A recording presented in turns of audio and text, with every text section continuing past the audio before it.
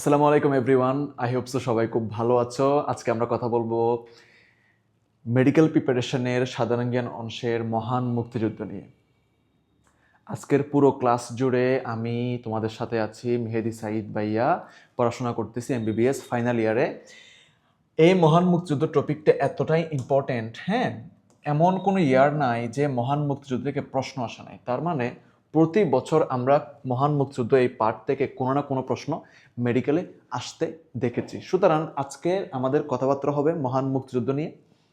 আমরা চেষ্টা করব এই পার্টগুলোকে যত ইজিলি পসিবল স্টুডেন্টদের কাছে কি করে ফেলা, মানে হচ্ছে বোধগম্য করা এবং হচ্ছে সহজ যেন তোমরা সব কিছু মনে রাখতে পারো। ঠিক আছে, এই জন্য এভাবেই আমরা স্লাইডগুলো বানাইছি এবং হচ্ছে আমরা চেষ্টা করছি একটা ক্লাসে মোটামুটিভাবে এই টপিকটা সাজিয়ে তোমাদেরকে ফিডব্যাক দেওয়ার। ওকে, আচ্ছা আসো আমরা আস্তে আস্তে ক্লাস শুরু করি।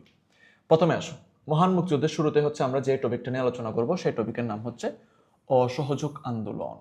তাহলে এখন আমরা যে টপিকটা নিয়ে আলোচনা করব সেই টপিকের নাম হচ্ছে কি? অসহযোগ আন্দোলন। অসহযোগ আন্দোলন, আচ্ছা ঠিক আছে। এখন আসো, অসহযোগ আন্দোলন থেকে প্রথমে জানতে হবে এর সময়কাল কত। এর সময়কাল হচ্ছে 2রা মার্চ থেকে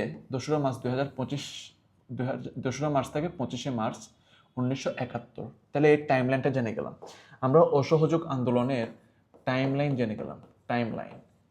অসহযোগ আন্দোলন আমরা টাইমলাইন জানলাম যে 2রা মার্চ থেকে 25শে মার্চ 1971। আচ্ছা ঠিক আছে, নেক্সট আসুন। জাতীয় পরিষদের অধিবেশনে অনির্দিষ্টকালের জন্য ঘোষণা করেন কে? ইয়াহিয়া খান। কে? ইয়াহিয়া খান। কত তারিখ? 1 মার্চ 1971। তাহলে ইয়াহিয়া খান 1 মার্চ 1971 সালে কি করছে? জাতীয় পরিষদের যে অধিবেশন ছিল ওই অধিবেশনটা কি করছে? স্থগিত করছে, যার ফলশ্রুতিতে হচ্ছে এই অসহযোগ আন্দোলন। তাহলে নেক্সট দিন বঙ্গবন্ধু কর্তৃক ওই দিনই 2রা মার্চ থেকে 25শে মার্চ পর্যন্ত অসহযোগ আন্দোলনের কি করা হয়? আহ্বান করা হয়। তাহলে অসহযোগ আন্দোলনের জন্য আহ্বান করছে বঙ্গবন্ধু শেখ মুজিবুর রহমান এবং সেই তারিখটা হচ্ছে 2রা মার্চ থেকে 25শে মার্চ। তাহলে কিসের প্রেক্ষিতে? জাতীয় পরিষদের অধিবেশন অনির্দিষ্টকালের স্থগিত ঘোষণা করার পরে। এই ঘোষণাটা কে করছে? ইয়াহিয়া খান করছে। কে করছে? ইয়াহিয়া খান করছে। ঠিক আছে, এবার আসো। তাহলে স্বাধীন বাংলা ছাত্র সংগ্রাম পরিষদ গঠিত হয় কত তারিখে? 2রা মার্চ 1971 সালে। তাহলে স্বাধীন বাংলা ছাত্র সংগ্রাম পরিষদ গঠিত হয় কত সালে? 2রা মার্চ 1971 সালে। নেক্সট, 3রা মার্চ সারা দেশে হরতাল পালিত হয় এবং বিক্ষোভ মিছিলে গুলিবিদ্ধ হয়ে শহীদ হন হচ্ছে শঙ্কু মজুমদার। মুক্তিযুদ্ধের প্রথম শহীদ হিসেবে শঙ্কু মজুমদারকে কি করা হয়? বিবেচনা করা হয়। তাহলে মুক্তিযুদ্ধের প্রথম শহীদের নাম কি? শঙ্কু মজুমদার। উনি কোথায় মারা গেছিল? অসহযোগ আন্দোলনে মারা গেছিল। তাহলে তোমাকে যদি পুরোটা যদি আমি সামারি করে বলি, প্রথমে দেখো ভাইয়া, এখানে আমরা সুন্দর করে তোমাকে গুছিয়ে বলতেছি, হ্যাঁ, আই হোপ সো একবারে মুখস্থ হয়ে যাবে। প্রথম আমরা এখানে লিখলাম অসহযোগ আন্দোলন। এই অসহযোগ আন্দোলন কিসের প্রেক্ষিতে? জাতীয় পরিষদের অধিবেশন স্থগিত করছে তাই। তাহলে জাতীয় পরিষদ অধিবেশন স্থগিত। জাতীয় পরিষদের অধিবেশন স্থগিত করছে, তাই অসহযোগ আন্দোলন। কত তারিখে স্থগিত করছে? এটাও তো ইম্পর্টেন্ট, তাই না? কত তারিখে স্থগিত করছে? 1 মার্চ 1971। আমার সাথে সাথে মুখস্থ হয়ে যেতে হবে, কিন্তু আমি যেটা পড়াবো এখানে ক্লাসের পরে ক্লাসে শেষ। দেন কি হয়েছে? 2 মার্চ থেকে 25 মার্চ 1971 কি হয়েছে? অসহযোগ আন্দোলন হয়েছে।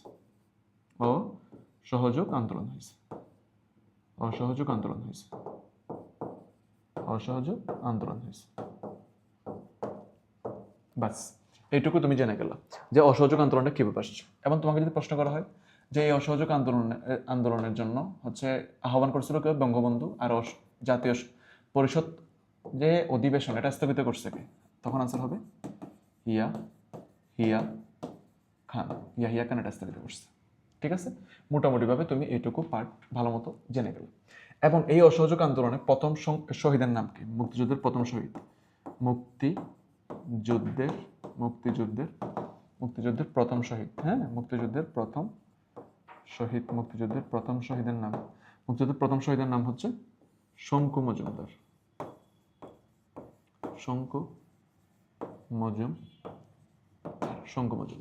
বাস মোটামুটি ভাবে তুমি অসহযোগ আন্দোলন নিয়ে একটা সুন্দর গোছানো একটা কথা জেনে ফেললা, ঠিক আছে? আই হোপ স্যার কখনোই ভুল হবে না। ভাইয়া খুব ইজিলি বুঝাই দিচ্ছে তোমাকে অসহযোগ আন্দোলনটা কিভাবে, কেন, কিভাবে হয়েছে। এবার আসলে আমাদের নেক্সট টপিকের নাম হচ্ছে জাতীয় পতাকা উত্তোলন। আচ্ছা ঠিক আছে, এখন কথা হচ্ছে আমরা এখানে একটা ছবি অ্যাড করছি, দেখছো? ছবিটা হচ্ছে কি জাতীয় পতাকা উত্তোলনের ছবি। এখন শোনো, মুক্তিযুদ্ধের জাতীয় পতাকা উত্তোলন এটা কিন্তু একটা বিশাল ভূমিকা পালন করছিল, হ্যাঁ। সো এই জাতীয় পতাকা উত্তোলন নিয়ে হচ্ছে আমরা একটু কথাবার্তা বলবো। আসলে জাতীয় পতাকা উত্তোলন করছিল প্রথম, সেটা কবে সেটা একটু জেনে ফেলি। এটা হচ্ছে 2রা মার্চ 1971 সালে প্রথম কি করছিল, জাতীয় পতাকা উত্তোলন করা হয়েছিল। 2রা মার্চ 1971 সালে উত্তোলন করছে কে? ডাকসু বিপি আসম আব্দুর রব। উত্তোলন করছে কে? ডাকসু বিপি আসম আব্দুর রব। এখন তো ডাকসু বিপি নিয়ে অনেক আলোচনা, ঠিক আছে, যাই হোক ওইদিকে গেলাম না। বাংলাদেশের জাতীয় পতাকা সর্বপ্রথম উত্তোলন করছে 2রা মার্চ 1971 সালে। উত্তোলনটা করছে কে? ডাকসু বিপি, হ্যাঁ, ডাকসু বিপি আসম আব্দুর রব। কোথায়? যেহেতু ডাকসু বিপি, ডাকসু কোন বিশ্ববিদ্যালয় জানো তো? ডাকসু হচ্ছে ঢাকা বিশ্ববিদ্যালয়, তাই না?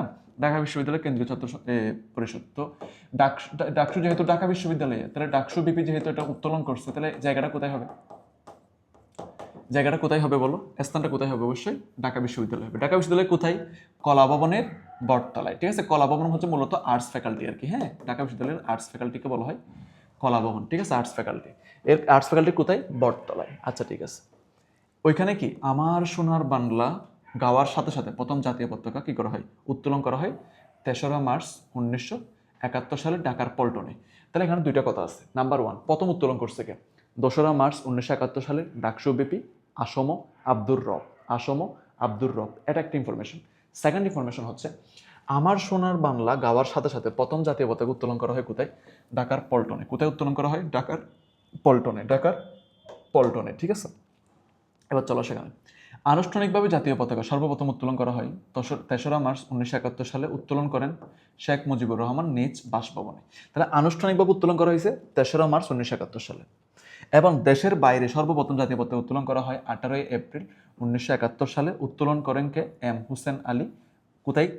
কলকাতায়। তাহলে এখানে 4টা সালে, মানে 4টা তারিখ ইম্পর্টেন্ট। একটা হচ্ছে 2রা মার্চ 1971, একটা হচ্ছে 3রা মার্চ 1971, আরেকটা হচ্ছে 23শে মার্চ 1971, অ্যান্ড আরেকটা হচ্ছে 18ই এপ্রিল 1971। তাহলে আমি এই জিনিসগুলোকে তোমাকে আমি এখন কনসিকুয়েন্সলি বুঝিয়ে দিচ্ছি। ক্লাসের পরে ক্লাসে মুখস্থ হয়ে যেতে হবে, তুমি ক্লাসটা একবার করবা, ইনশাল্লাহ ডান, ঠিক আছে? প্রথমে আসো জাতীয় পতাকা উত্তোলন। আমরা এখন যে টপিকটা পড়তেছি সেটা হচ্ছে কি জাতীয় পতাকা উত্তোলন।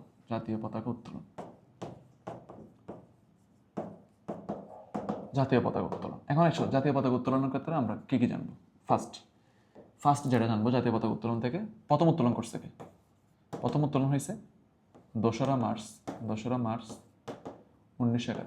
2রা মার্চ 1971 একটা জেনে ফেললো। দ্বিতীয়ত উত্তোলন হয়েছে 3রা মার্চ 1971। তৃতীয়ত আরেকটা সিকোয়েন্স 23শে মার্চ 1971। চতুর্থ আরেকটা ইনফরমেশন আমি বলছি তোমাকে, সেটা হচ্ছে 18 এপ্রিল 1971। প্রথম উত্তোলন করছে কে? এটা উত্তোলন করা হয়েছে কোথায়? ঢাকা বিশ্ববিদ্যালয়ে উত্তোলন করা হয়েছে কোথায়? ঢাকা বিশ্ববিদ্যালয়ে কোথায় উত্তোলন করা হয়েছে দেখে মুখস্থ বলে ফেলো। কলাভবনে, ঠিক আছে? কলাভবন মানে কি বললাম? Arts faculty. আচ্ছা, দ্বিতীয় উত্তোলন করা হয়েছে 3রা মার্চ কোথায়? পল্টনে। তৃতীয় 23শে মার্চ উত্তোলন করা হয়েছে কোথায়? বাসভবনে। কার বাসভবন? বঙ্গবন্ধু শেখ মুজিবুর রহমানের বাসভবনে। চতুর্থ উত্তোলন করা হয়েছে হচ্ছে 18 এপ্রিল 1971 সালে। 18 এপ্রিল 1971 সালে কোথায়? 18 এপ্রিল 1971 সালে কোথায় উত্তোলন করা হয়েছে? কলকাতায়। ব্যাস এইটুকু হচ্ছে তোমার ইনফরমেশন। তাহলে জাতীয় পতাকা উত্তোলন নিয়ে তুমি মোটামুটিভাবে জেনে ফেললা। ঠিক আছে? জাতীয় পতাকা উত্তোলন নিয়ে তুমি মোটামুটিভাবে জেনে ফেললা যে কীভাবে কী হয়েছে। ঠিক আছে? গোছানো হয়ে গেছে। আই হোপ সো এই টপিকগুলো নিয়ে আর কোনো ধরনের ঝামেলা হবে না। তারপর আমি আরেকবার তোমাকে রিভিউ করে দিচ্ছি। আসো এখানে। এখানে যদি আমরা একটু আরেকটু যদি ফ্রেশ করে বলি তোমাকে, প্রথম জাতীয় পতাকা উত্তোলন করা হয়েছে কত মার্চ? 2রা মার্চ, ঠিক আছে। দেন দেন কি জানবা যে উত্তোলন করছে কে? আসম আব্দুর রব। কোথায়? কলা ভবনের বটতলায়। আমার শূন্য বাংলা গাওয়ার সাথে সাথে প্রথম উত্তোলন করা হয় কোথায়? ঢাকার পল্টনে। দেন 3রা মার্চ বঙ্গবন্ধু নিজের বাসভবনে। দেন কলকাতায় উত্তোলন করছে কে? এম হোসেন আলী। মোটামুটিভাবে এটুকু জেনে ফেললাম। এবার চলে আসো বাংলাদেশের জাতীয় পতাকা নিয়ে একটু আরো ডিটেলসে জানি। আমাদের এখন টপিকের নাম হচ্ছে বাংলাদেশের জাতীয় পতাকা। আচ্ছা, ঠিক আছে।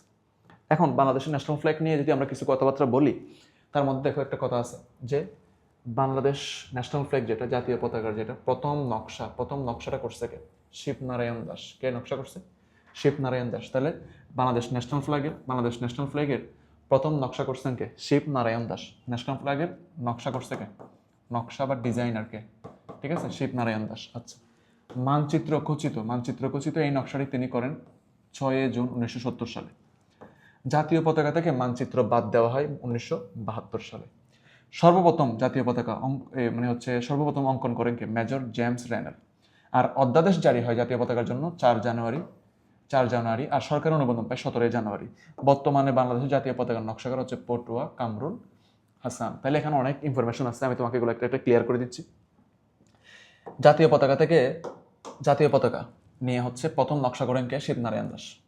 উনি মানচিত্র খচিত একটি নকশা করেন, ঠিক আছে। মানচিত্র খচিত ন্যাশনাল ফ্ল্যাগ তুমি দেখছো, মাঝখানে হচ্ছে একটা বাংলাদেশের মানচিত্র ছিল আর কি। এখানে একটা বাংলাদেশের মানচিত্র ছিল, আমি যদি এভাবে খুব একটা রাখতে পারিনি, যাই হোক, ঠিক আছে, মানচিত্র ছিল আর কি।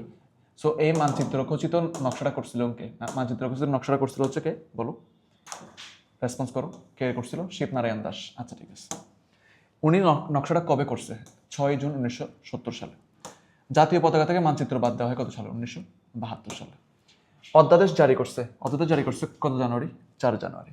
সর্বপ্রথম অঙ্কন করছে কে? Major James রেনেল। সরকারের অনুমোদন দেওয়া হয়েছে কত তারিখে? 17 জানুয়ারিতে। বর্তমানে বাংলাদেশ জাতীয় পতাকার নকশাকারকে? পটুয়া কামরুল হাসান। তাহলে তোমাকে এখানে দুইটা ইনফরমেশন মাথায় রাখতে হবে। প্রথম নকশা করছে কে? প্রথম নকশা করছে শিবনারায়ণ দাস। তারপর হচ্ছে তোমার এটা হচ্ছে প্রথম নকশা। বর্তমান যে পতাকা, আমাদের বর্তমান যে ন্যাশনাল ফ্ল্যাগ, এই বর্তমানটা নকশা করছে কে? পটুয়া কামরুল হাসান। কি বললাম? পটুয়া কামরুল হাসান। তাহলে এখানে দুটো কথা। প্রথম নকশা করছে কে? শিবনারায়ণ দাস।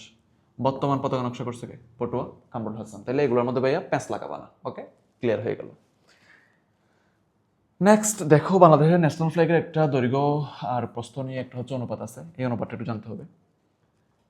জাতীয় পতাকার দৈর্ঘ্য, প্রস্থ, ব্যাসার্ধের অনুপাত 5:3:1। 5:3:1। এটা 5:3:1 না বলে এমনও বলা হইতে পারে যে 10:6:2 বলা হইতে পারে।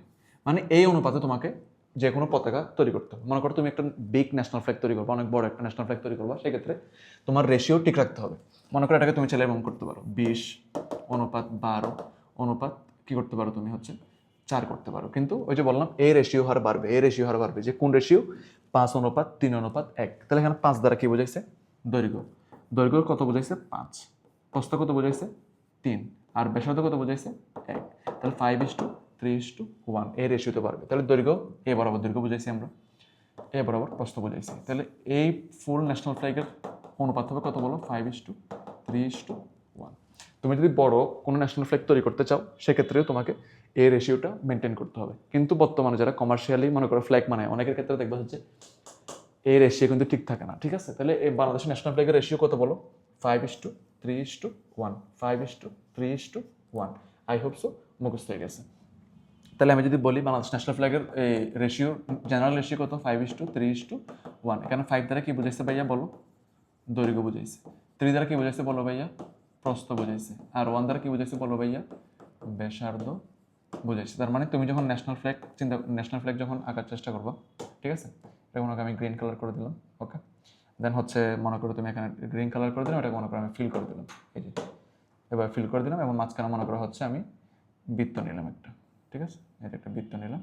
তাহলে এটা রেশিও হওয়া লাগবে 5:3:1। ওকে, আমি আমারটা কি হচ্ছে সেটা আমি ফুল বলতে পারতেছি না, বাট কাইন্ড অফ এমন। তাহলে এখানে তোমার এখানে এটা বোঝাচ্ছে কি, এটা বোঝাচ্ছে কি বলো তো, এটা বোঝাচ্ছে কি বলো, এটা হচ্ছে তোমার দৈর্ঘ্য, এটা বোঝাচ্ছে তোমার দৈর্ঘ্য, আর এটা বোঝাচ্ছে কি তোমার প্রস্থ। ঠিক আছে, তাহলে দৈর্ঘ্যের অনুপাত হবে কত 5, প্রস্থ অনুপাত হবে কত 3, আর ব্যাসার্ধ হবে কত 1। তাহলে 5:3:1। এবার আসো নেক্সট আমাদের যে টপিকটা নিয়ে আলোচনা করবো সেই টপিকটার নাম হচ্ছে স্বাধীনতার ইশতেহার। স্বাধীনতার ইশতেহার, স্বাধীনতার ইশতেহার, স্বাধীনতার ইশতেহার। ঠিক আছে, এখন আসো স্বাধীনতার ইশতেহার নিয়ে একটু আমরা ডিটেলস পড়াশোনা করব। ইশতেহার জিনিসটা কি, ওয়ান কাইন্ড অফ ঘোষণা দেওয়ার মতো। ঠিক আছে, স্বাধীনতার ইশতেহার পাঠ করা হয় কে, পাঠ করা হয় 3রা মার্চ 1971 সালে। তাহলে স্বাধীনতার ইশতেহার পাঠ করছে কে 3রা মার্চ 1971 সালে। 3রা মার্চ 1971 সালে আরেকটা ঘটনা ঘটে, সেটা হচ্ছে জাতীয় সঙ্গীত জাতীয় সঙ্গীতের সাথে জাতীয় পতাকা উত্তোলন, মানে জাতীয় সঙ্গীত গাওয়ার সাথে সাথে জাতীয় পতাকা উত্তোলন করা হয়। কোথায় উত্তোলন করা হয় ভাইয়া বলো, কোথায় উত্তোলন করা হয়,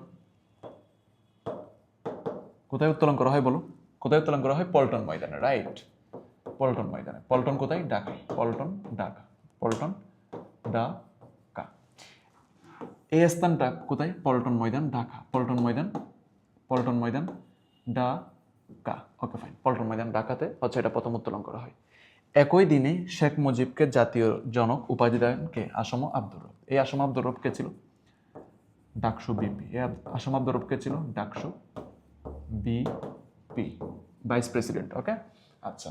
এই স্বাধীনতার ইশতেহার পাঠ করছে কে? শাহজাহান সিরাজ। তাহলে স্বাধীনতার ইশতেহার শাহজাহান সিরাজ, স্বাধীনতার ইশতেহার শাহজাহান সিরাজ, স্বাধীনতার ইশতেহার শাহজাহান সিরাজ। ঠিক আছে, জাতির জনক উপাধি দিয়েছে কে? ডাকসু বিপি আসম আব্দুর রব। কোথায় দিছে? পল্টন ময়দানে দিছে। ওকে ফাইন, আচ্ছা। এইটুকু আমরা মোটামুটিভাবে জানবো যে স্বাধীনতার ইশতেহার পাঠ করছে, পড়া হয় কত সালে? 3রা মার্চ 1971 সালে। পাঠ করছে কে? শাহজাহান সিরাজ। স্থানটা কোথায়? পল্টন ময়দান ঢাকা। একই দিনে শেখ মুজিবকে জাতির জনক উপাধি দিছে কে? আসম আব্দুর রব। উনি কি ছিলেন? তৎকালীন ডাকসু বিপি, তৎকালীন ডাকসু বিপি। তাহলে স্বাধীনতার ইশতেহার নিয়ে যে তোমাকে একটু কথাবার্তা বলি, ভাই তুই ক্লাসটা করবি এখানে মুখস্থ হয়ে যাবে, আমি তোরা একটা জিনিস এতবার রিপিট করে দেবো তোর সুন্দর সুন্দর মুখস্থ হয়ে যাবে। স্বাধীনতার ইশতেহার বল, স্বাধীনতার ইশতেহার, স্বাধীনতার ইশতেহার কোথায় কত সালে পাঠ করা হয়? 3রা মার্চ 1971, 3রা মার্চ 1971। ঠিক আছে, 3রা মার্চ 1971 পাঠ করছে কে? আসম আব্দুর রব। সরি, স্বাধীনতা ইশতেহার পাঠ করছে হচ্ছে শাহজাহান সিরাজ, শাহজাহান সিরাজ, শাহজাহান সিরাজ, শাহজাহান সিরাজ, শাহজাহান সিরাজ। কোথায় পাঠ করা হয়েছে স্বাধীনতার ইশতেহার? পল্টন ঢাকা, পল্টন ঢাকা। বাস মোটামুটিভাবে তোমাদের কভার হয়ে গেল। এবার চলো আসো 7 মার্চের ঐতিহাসিক ভাষণ সম্পর্কে একটু বলে ফেলি। 7 মার্চের ঐতিহাসিক ভাষণ দেখো, সময় 7 মার্চ 1971, দিন ছিল কি? রবিবার, বিকাল 3:20। তাহলে এটা পুরোটা জানতে হবে। 7 মার্চের ঐতিহাসিক ভাষণ, 7 মার্চ রবিবার, বিকাল 3:20। বাংলায় বলা হলে 23শে ফাল্গুন 1377। বাংলায় কত? 23শে ফাল্গুন 1377। স্থান কোথায়? রেসকোর্স ময়দান, বর্তমানে এটার নাম হচ্ছে কি? সোহরাওয়ার্দী উদ্যান। ঢাকা বিশ্ববিদ্যালয়ের পাশে দেখবা, ঠিক আছে? সোহরাওয়ার্দী উদ্যান। ওকে, ভাষণের স্থায়িত্বকাল 19 মিনিট, অনেকে বলে 18 মিনিট। অডিও রেকর্ড করছে কে? সৈয়দ মইনুল হাসান। ভিডিও রেকর্ড করছে কে? আব্দুল খায়ের। এবং বঙ্গবন্ধু পেশ করেন 4 দফা। 4 দফার মধ্যে আমরা এখানে একটা দফা বললাম, ঠিক আছে? আরও 3টা দফা আমরা এখানে পড়বো। আচ্ছা, এবার আসলে 7 মার্চের ঐতিহাসিক ভাষণ নিয়ে একটু রিভিউ করি। 7 মার্চের ঐতিহাসিক ভাষণ দেওয়া হয়েছে কত সালে? 7 মার্চ, অবশ্যই 7 মার্চ, যেহেতু ঐতিহাসিক ভাষণের নাম হচ্ছে 7 মার্চ 1971। 7 মার্চ কি? 1971 সালে। কোথায় দেওয়া হয়েছে? আচ্ছা, বাংলা সালটা ইম্পর্টেন্ট। এটা বাংলা কত? 23 ফাল্গুন, বাংলা 23 ফাল্গুন। ওকে, বাংলা হচ্ছে 23 ফাল্গুন। ওকে, বাংলা 23 ফাল্গুন 1377। এবং হচ্ছে তোমার কোথায় দেওয়া হয়? রেসকোর্স ময়দান বা সোহরাওয়ার্দী উদ্যান। ভাষণ স্থায়িত্বকাল কত? 19 মিনিট, মতান্তর 18 মিনিট। অডিও রেকর্ড করছে সৈয়দ মইনুল। ভিডিও করছে আবুল খায়ের। বঙ্গবন্ধু পেশ করেন 4 দফা। 4 দফার মধ্যে নাম্বার 1 দফা ছিল, 4 দফার মধ্যে নাম্বার 1 ছিল সামরিক আইন প্রত্যাহার। 4 দফার মধ্যে নাম্বার 1 কি? সামরিক আইন প্রত্যাহার। তাহলে বলো 7 মার্চের মধ্যে যে 7 মাসের ভাষণে যে 4 দফার কথা বলা হয়েছে, 7 মাসের ভাষণে কয় দফার কথা বলা হয়েছে? 4টা দফার কথা বলা হয়েছে। এই 4 দফার মধ্যে প্রথম দফার নাম কি? প্রথম দফার নাম হচ্ছে সামরিক আইন প্রত্যাহার করা। কি করা? সামরিক আইন প্রত্যাহার করা, সামরিক আইন প্রত্যাহার করা। নেক্সট 2 নম্বর দফার নাম কি? 2 নম্বর দফার নাম হচ্ছে সৈন্য ব্যারাকে ফিরিয়ে নেওয়া। ঠিক আছে। আর 3 নম্বর দফার নাম কি? গণহত্যা তদন্ত করতে হবে। 4 নম্বর দফার নাম কি? জনপ্রতিনিধিদের হাতে ক্ষমতা স্থানান্তর করতে হবে। তাহলে এখানে 4টা দফা। নাম্বার 1 কি বললাম? নাম্বার 1 কি বললাম ভাইয়া? দেখি বলো। নাম্বার 1 কি বললাম? চলমান সামরিক আইন প্রত্যাহার। তাহলে এখানে লেখো চলমান সামরিক আইন প্রত্যাহার। চলমান সামরিক আইন প্রত্যাহার। চলমান সামরিক আইন প্রত্যাহার। চলমান সামরিক আইন প্রত্যাহার। 2 নম্বরে কি বললাম? সৈন্যদের ব্যারাকে ফিরিয়ে নিতে হবে। 3 নম্বরে কি বললাম? গণহত্যা তদন্ত করতে হবে। আর 4 নম্বর নির্বাচিত জনপ্রতিনিধিদের হাতে ক্ষমতা স্থানান্তর করতে হবে।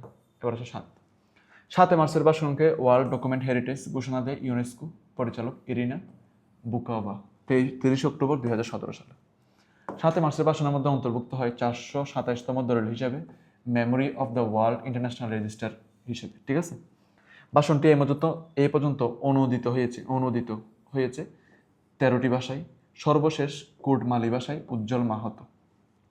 জ্যাকব এফ ফিল্ড রচিত we shall fight on the beaches the speechless date. ঠিক আছে, এটা জানতে হবে। হ্যাঁ, inspired history, the speechless inspired history বইটিতে 7 মার্চে সংকলিত হয়েছে। The struggle time is the struggle for independence নামে। ঠিক আছে। নেলসন ম্যান্ডেলা বলেন 7 মার্চের ভাষণ আসলে ছিল স্বাধীনতার মূল দলিল। ঢাকা বিশ্ববিদ্যালয়ে 7 মার্চ ভবন উদ্বোধন করা হয় 1 সেপ্টেম্বর 2018 সালে। 7 মার্চকে জাতীয় ঐতিহাসিক দিবস হিসেবে পালন করার সিদ্ধান্ত হয় 2020 সালে।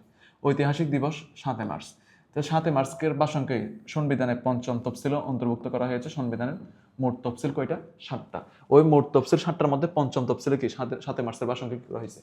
ইনক্লুড করা হয়েছে। তাহলে এই ছিল তোমার 7 মার্চ নিয়ে একটু ব্যাপার। আচ্ছা, নেক্সট আসো। এছাড়াও 6ষ্ঠ তফসিলে কি আছে সেটা জানতে হবে। 6ষ্ঠ তফসিলে ছিল 7 মার্চের ঘোষণা। আর 7ম তফসিলে আছে হচ্ছে 10 এপ্রিল মুজিবনগর সরকার কর্তৃক জারিকৃত স্বাধীনতার ঘোষণা। তাহলে পঞ্চম তফসিলে কি আছে ভাইয়া বলো? পঞ্চম তফসিলে কি আছে? 7 মার্চের ভাষণ। ঠিক আছে, 7 মার্চ ভাষণ। আর 6ষ্ঠ তফসিলে কি আছে? 26 মার্চের স্বাধীনতার ঘোষণা। আর 7ম তফসিলে কি আছে? 10 এপ্রিল মুজিবনগর সরকার কর্তৃক জারিকৃত স্বাধীনতার ঘোষণাপত্র। 7 মার্চের ভাষণের উপর ভিত্তি করে নির্মিত চলচ্চিত্রের নাম হচ্ছে দ্য স্পিচ। 2012 সালে ফখরুল আরফিন এটা তৈরি করেন। পূর্ণদৈর্ঘ্য চলচ্চিত্রের নাম হচ্ছে তর্জনী, সোহেল রানা বয়াতি। এবারের সংগ্রাম স্বাধীনতার সংগ্রাম বইটির লেখক হচ্ছে আবু উসমান চৌধুরী। তাহলে এই হচ্ছে টোটাল স্বাধীনতার ক্ষেত্রে 7 মার্চের ভাষণ নিয়ে আউটলাইন। ঠিক আছে, তোমাকে যা যা বললাম এগুলো জাস্ট একবার রিভিউ করে দিচ্ছি, খেয়াল করো। 7 মার্চের 4টা দফা। 4টা দফাগুলো কি কি? 4টা দফা হচ্ছে: 1 নম্বর চলমান সামরিক আইন প্রত্যাহার, সৈন্যদের ব্যারাকে ফিরিয়ে নেওয়া, গণহত্যা তদন্ত করতে হবে, নির্বাচিত জনপ্রতিনিধিদের হাতে ক্ষমতা স্থানান্তর করতে হবে। 7 মার্চের ভাষণকে বলা হয় ওয়ার্ল্ড ডকুমেন্টারি হেরিটেজ। 7 মার্চের ভাষণ অন্তর্ভুক্ত হয় 427তম দলিল হিসেবে memory of the world international রেজিস্টারে। ভাষাটি এ পর্যন্ত অনুদিত হয়েছে 13টি ভাষায়। এবং জ্যাকব এফ ফিল্ড রচিত we shall fight on the beaches the speeches that inspired history বইটিতে 7 মার্চের ভাষণকে সংকলিত হয়েছে the struggle this time is the struggle for independence নামে। নেলসন ম্যান্ডেলা বলছে 7 মার্চ ভাষণ ছিল স্বাধীনতার মূল দলিল। ঢাকা বিশ্ববিদ্যালয়ে 7 মার্চ ভবন উদ্বোধন করা হয়েছে 1 সেপ্টেম্বর 2018 সালে। 7 মার্চকে জাতীয় ঐতিহাসিক দিবস হিসেবে পালনের সিদ্ধান্ত হয় 2020 সালে। ঐতিহাসিক দিবস 7 মার্চ। আর 7 মার্চের ভাষণকে সংবিধানের 5ম তফসিল অন্তর্ভুক্ত করা হয়েছে। সংবিধানের মোট তফসিল কয়টা? 7টা। সংবিধানের মোট তফসিল কয়টা? 7টা। তাহলে 5ম তফসিল 7 মার্চ, 6ষ্ঠ তফসিল হচ্ছে 26 মার্চ, আর ঘোষণা 7ম তফসিল হচ্ছে 10 এপ্রিল মুজিবনগর সরকার কর্তৃক জারিকৃত ঘোষণা। 7 মার্চের ভাষণের উপর ভিত্তি করে নির্মিত চলচ্চিত্র হচ্ছে প্রামাণ্য চলচ্চিত্র হচ্ছে দ্য স্পিচ। 2012 সালে ফখরুল আরফিন করছে। পূর্ণদৈর্ঘ্য চলচ্চিত্র হচ্ছে তর্জনী, সোহেল রানা বয়াতি করছে। এবারের স্বাধীনতা সংগ্রাম বইটির লেখককে আবু উসমান চৌধুরী। ঠিক আছে, ওকে ফাইন। এবার চলে আসবো মোস্ট ইম্পর্টেন্ট টপিকের নাম হচ্ছে অপারেশন চার্জ লাইট। আচ্ছা, তোমরা তো জানো পাকিস্তানিরা হচ্ছে বাংলাদেশের মানুষকে হচ্ছে একদম গণহত্যার শিকার হয় বাংলাদেশের মানুষ পাকিস্তানিদের হাতে 25 মার্চ 1971 সালে। এই 25 মার্চ 1971 সালে যেহেতু রাতে হামলাটা করা হয়, তাই ওই রাতকে বলা হয় কালো রাত। ঠিক আছে, এখন এই 25 মার্চ 1971 সাল যে কালো রাত, এটা নিয়ে যদি আমরা একটু কথাবার্তা বলি, যে 18 মার্চ মূলত এই অপারেশন চার্জ লাইটের কি করা হয়? নীল নকশা করা হয়। নীল নকশা করছে কে? এটা তোমাকে জানতে হবে। এই নীল নকশাটা করছে কে? নীল নকশাটা করছে হচ্ছে টিক্কা খান ও ফরমান আলী। এটা হচ্ছে এখানকার জন্য একটা 5 স্টার ইম্পর্টেন্ট ইনফরমেশন যে নীল নকশা করছে কে? টিক্কা খান রাও ফরমান আলী।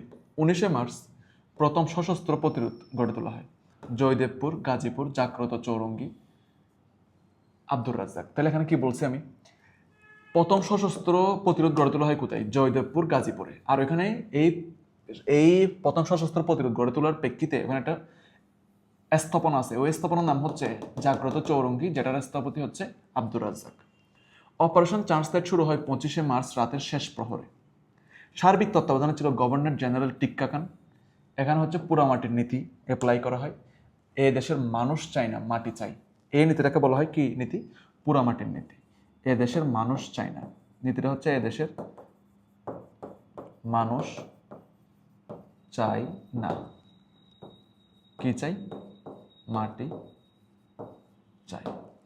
এদেশের মানুষ চাই না, মাটি চাই, এই নীতিটাকে বলা হয় পোড়ামাটির নীতি। ঠিক আছে। সার্বিক তত্ত্বাবধানে কে ছিল, গভর্নর জেনারেল টিক্কা খান, গভর্নর জেনারেল টিক্কা খান, গভর্নর জেনারেল টিক্কা খান, গভর্নর জেনারেল টিক্কা খান। আচ্ছা ঠিক আছে।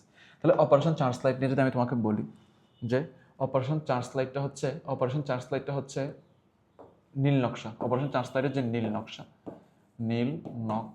এই নীল নকশা করা হয় কত তারিখে, 18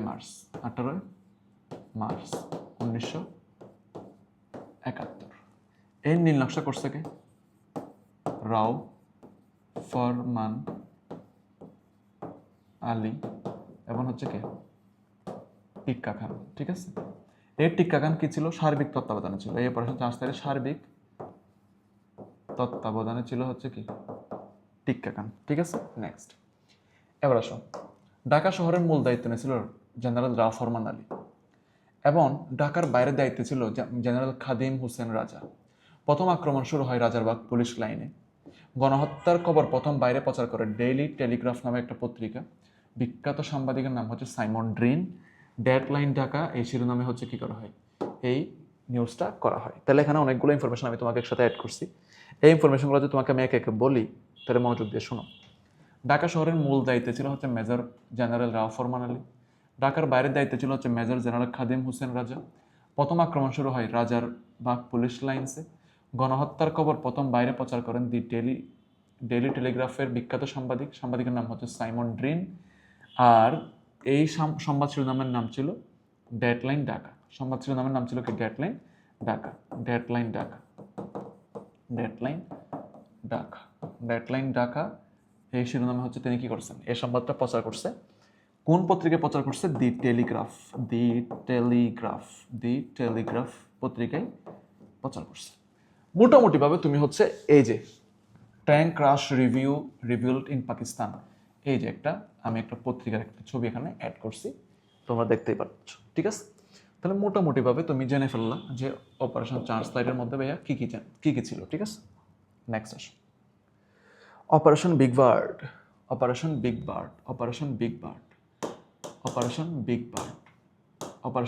নিয়ে একটু কথাবার্তা বলি চলো। 25 মার্চ 1971 সাল রোজ বৃহস্পতিবার রাত 1:30 শেখ মুজিবুর রহমান আর তার ধানমন্ডির 32 নম্বর বাসা থেকে তাকে সামরিক অভিযানে গ্রেফতার করা হয়। তাহলে অপারেশন বিগ বার্ড কি, ওই যে শেখ মুজিবুর রহমানকে যে গ্রেফতার করা হয়েছে, এই গ্রেফতার করার জন্য যে অপারেশনটা চালানো হয়েছে, এই অপারেশনটাকে বলা হচ্ছে অপারেশন বিগ বার্ড। ঠিক আছে। 32 নম্বর বাসা থেকে গ্রেফতার করা হয়। গ্রেফতারের পূর্বে 12:20 ওয়্যারলেসে স্বাধীনতার ঘোষণা দেন তিনি। বলেন, it's may be my last message from today, Bangladesh is independent.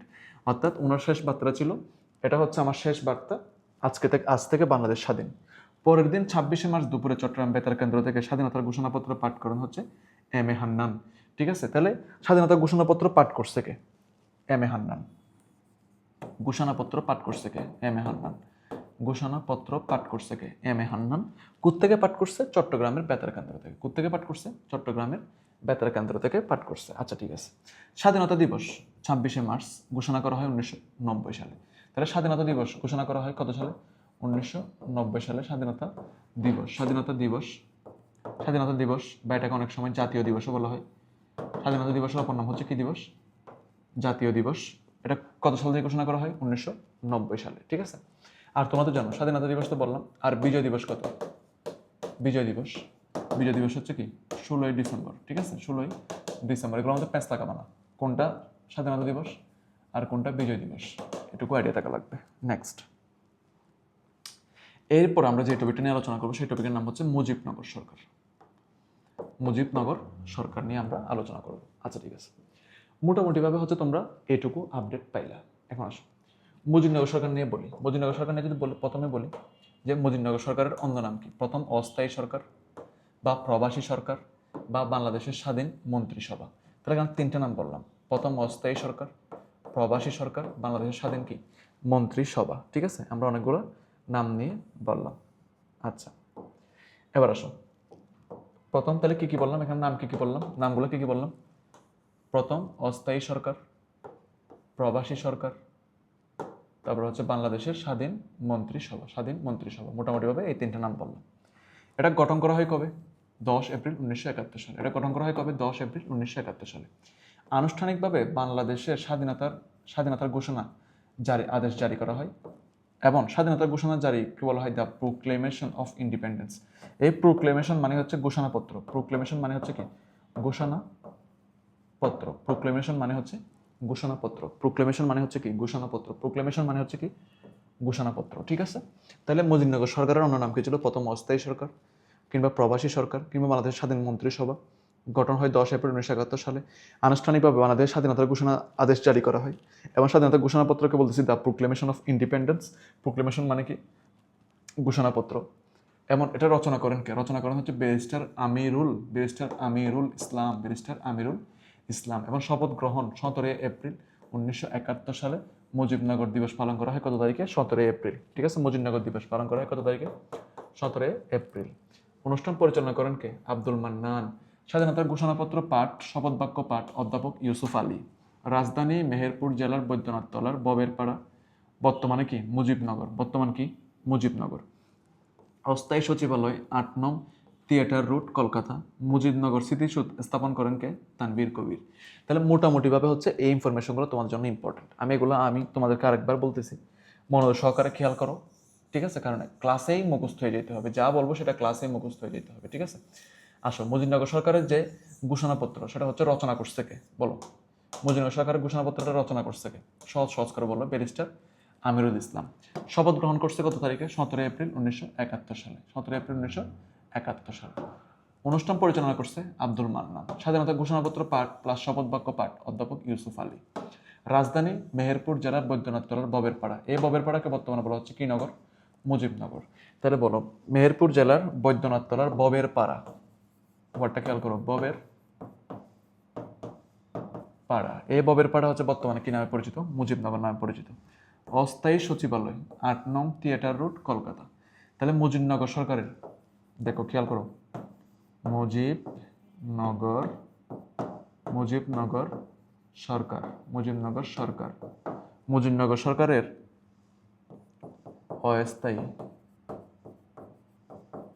অস্থায়ী সচিবালয়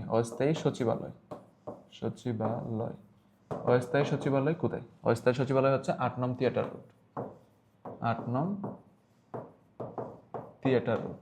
থিয়েটার রোড কোথায়? কলকাতায়। মুজিবনগর স্মৃতিসৌধের স্থপতিকে? তানভীর কবির। এটা হচ্ছে আমাদের জন্য কি বলবো, একেবারে 5 স্টার ইম্পর্টেন্ট। মুজিবনগর স্মৃতিসৌধের স্থপতিকে? তানভীর কবির। তাহলে এটা 5 স্টার ইম্পর্টেন্ট। তানভীর কবির, এটা ভালো করে জানবা। রচনা করছে এটা ভালো করে জানবা। শপথ গ্রহণ হয়েছে কত তারিখে? এটা জানবা। তাহলে মুজিবনগর দিবস কি বললাম? কত তারিখে মুজিবনগর দিবস? 17 এপ্রিল। মুজিবনগর দিবস কত তারিখে বলো? 17 এপ্রিল। ঠিক আছে, মোটামুটিভাবে কি জানলাম? যে মুজিবনগর সরকার সম্পর্কে একটা খুব ভালো আইডিয়া পাইলা। ঠিক আছে, এবার আসো মুজিবনগর সরকারের দফতর সম্পর্কে একটু জানি। দফতর,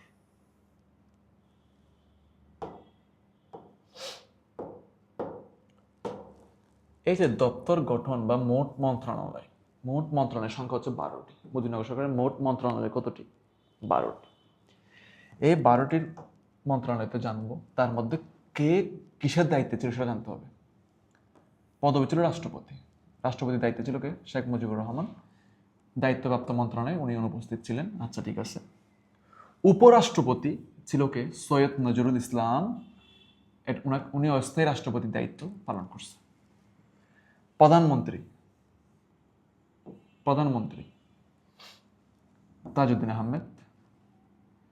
প্রধানমন্ত্রী ছিল কে? তাজউদ্দিন আহমেদ। উনি প্রতিরক্ষা, শিক্ষা,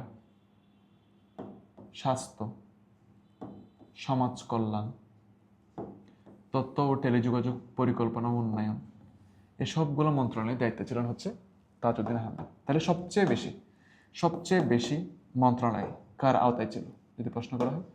সবচেয়ে বেশি মন্ত্রণালয় কার আওতায়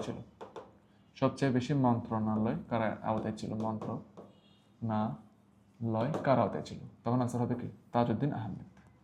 এবার আসুন মন্ত্রী কে ছিল? ক্যাপ্টেন মনসুর আলী। উনি কিসের মন্ত্রী ছিল? অর্থ বাণিজ্য ও শিল্প। আরেকজন মন্ত্রী ছিল হচ্ছে এস এম কামরুজ্জামান। উনি হচ্ছে স্বরাষ্ট্র, ত্রাণ, পুনর্বাসন এবং হচ্ছে কৃষি, এই মন্ত্রণালয়গুলো আওতায় ছিল তার। আরেকজন মন্ত্রী ছিলেন হচ্ছে খন্দকার মোস্তাক আহমেদ। উনি হচ্ছে পররাষ্ট্র ও আইন মন্ত্রণালয়ের হচ্ছে তার আওতায় ছিল। তাহলে এখানে যা যা বললাম একটু নিজেরা একবার দেখো তো সবগুলা কনসেপ্ট তোমাদের কাছে ক্লিয়ার হচ্ছে কিনা। যে মুজিবনগর সরকারের মোট মন্ত্রণালয় কতটি ছিল? আনসার হচ্ছে 12টি।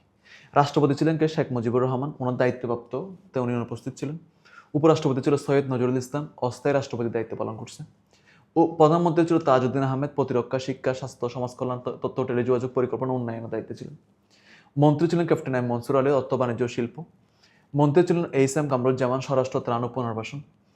মন্ত্রী ছিলেন খন্দকার মোস্তাক আহমদ, পররাষ্ট্র ও আইন। তাহলে এই হচ্ছে টোটাল ব্যাপার স্যাপার। এখানে হচ্ছে আমরা মন্ত্রণালয় সম্পর্কে একটা বেসিক আইডিয়া পেয়ে গেলাম। ঠিক আছে, মন্ত্রণালয় সম্পর্কে একটা বেসিক আইডিয়া পেয়ে গেলাম। Okay fine.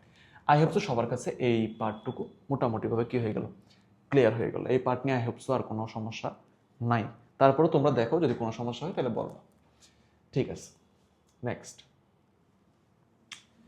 এবার এখানে আমরা একটা কথা বলবো, সেটা হচ্ছে মন্ত্রী পরিষদ সচিব বা ক্যাবিনেট সচিব। তোমরা তো জানোই সকল মন্ত্রণালয় নিয়ে যে সচিব তাকে বলা হয় মন্ত্রী পরিষদ সচিব। ঠিক আছে, এই মন্ত্রী পরিষদ সচিব ছিল কে? এইচ টি ইমাম, হুসেন তৌফিক ইমাম। এইচ দ্বারা বোঝায় হচ্ছে হুসেন, আর টি দ্বারা বোঝায় হচ্ছে তৌফিক।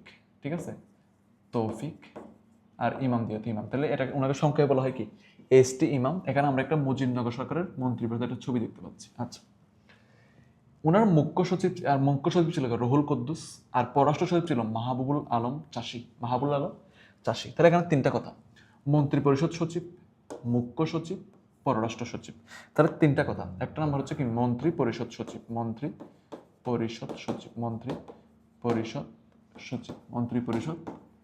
ছিল কে? এইচ টি ইমাম। তারপরে মুখ্য সচিব, তারপরে পররাষ্ট্র সচিব।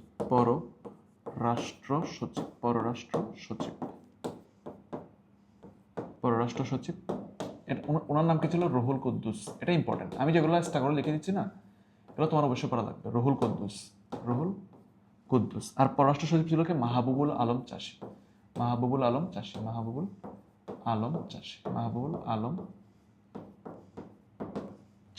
বাস, মুখস্থ হয়ে গেল। এবার আসুন নেক্সট। মুজিবনগর সরকারকে প্রথম গার্ড অফ অনার প্রদান করে কে? মাহবুবুল উদ্দিন আহমেদ। এটা আমাদের জন্য একটা 5 স্টার ইম্পর্টেন্ট ইনফরমেশন। 8 সদস্যের উপদেষ্টা পরিষদের প্রধান কে ছিলেন? মৌলানা ভাসানীর নিয়ে তো অনেক কথাবার্তা আছে ভাই। হ্যাঁ, মৌলানা ভাসানী ছিলেন হচ্ছে কি 8 সদস্যের উপদেষ্টা পরিষদের কি প্রধান। 18 এপ্রিল 1971 সালে জাতীয় বাংলাদেশের সেনাপ্রধান হিসেবে নিয়োগ হন কে? কর্নেল এম এ জি উসমানী। তাহলে এইটুকু তুমি খুব ভালো মতো জানতে পারছো। এমন অস্থায়ী সরকারের প্রথম বিমান বাহিনীর প্রধান ও সেনাপ্রধান ছিল ক্যাপ্টেন এ কে খন্দকার। তাহলে এটা হচ্ছে তোমার মন্ত্রী পরিষদ সচিব বা হচ্ছে মুজিবনগর সরকার সম্পর্কে মন্ত্রী পরিষদ যেটা ছিল, ওই মন্ত্রী পরিষদের টোটাল একটা আউটলাইন তুমি পাইলা। ঠিক আছে না? আচ্ছা, ঠিক আছে। তাহলে আমরা এইটুকু ব্যাপার স্যাপারগুলো ক্লিয়ার হইতে পারছি। Okay fine. এবার আসো নেক্সট। তাহলে আমরা এগুলো বলে ফেললাম যে মন্ত্রী পরিষদ সচিব কে ছিলেন, মুখ্য সচিব কে ছিলেন, পররাষ্ট্র সচিব কে ছিলেন। টোটালি আমাদের জানা হয়ে গেল। ওকে, এবার আসো নেক্সট। আমরা এখানে একটা স্লাইড আসি। এবার আসো, মুজিবনগর সরকারের একটা মুখপত্র ছিল, সেই মুখপত্রের নাম হচ্ছে দৈনিক জয় বাংলা। মুখপত্রের নাম কি ছিল? দৈনিক জয় বাংলা। এটা একটা পত্রিকা। এটা কি? একটা পত্রিকা। মুজিবনগর সরকারের সকল আপডেট মানুষজন এই পত্রিকার মাধ্যমে পেত। তাহলে মুজিবনগর সরকার কর্তৃক অনুমোদিত স্বাধীন বাংলাদেশের প্রথম পত্রিকার নাম কি? দৈনিক জয় বাংলা। দৈনিক জয় বাংলা। এবার আসো কূটনৈতিক মিশন। কূটনৈতিক মিশন মুজিবনগর সরকারের পররাষ্ট্র মন্ত্রণালয়ে স্থাপিত হয় কূটনৈতিক মিশন। কূটনৈতিক মিশন ছিল মোট 6টা। এই 6টা কূটনৈতিক মিশনের মধ্যে কোথায় কোথায় ছিল এটা আমাদের জন্য ইম্পর্টেন্ট। একটা ছিল হচ্ছে তোমার দিল্লিতে, 6টা কূটনৈতিক মিশন। একটা ছিল কোথায়? দিল্লিতে। একটা ছিল কোথায়? দিল্লিতে। আরেকটা ছিল কোথায়? কলকাতায়। আরেকটা ছিল কোথায়? নিউ ইয়র্কে। আরেকটা ছিল কোথায়? তোমার হচ্ছে ওয়াশিংটন। ওয়াশিংটন নিউ ইয়র্কে ছিল একটা, ওয়াশিংটনে ছিল একটা। একটু স্লো করতেছে, যাই হোক। নিউ ইয়র্কে ছিল, দেন হচ্ছে ওয়াশিংটনে ছিল, দেন হচ্ছে লন্ডনে ছিল, দেন হচ্ছে স্টকহোমে ছিল। ঠিক আছে, অনেকগুলো শহরে হচ্ছে কি মুজিবনগর সরকারের কি ছিল? মিশন ছিল। তাহলে প্রথমটা কোথায় ছিল বলো? দিল্লিতে, দেন কলকাতায়, দেন নিউ ইয়র্ক, দেন ওয়াশিংটন, দেন লন্ডন, দেন হচ্ছে কি স্টকহোম। এটা হচ্ছে বাংলাদেশের মুজিবনগর সরকারের মিশন। কয়টি মিশন ছিল? মোট 6টা। কোথায় কোথায় ছিল বলো?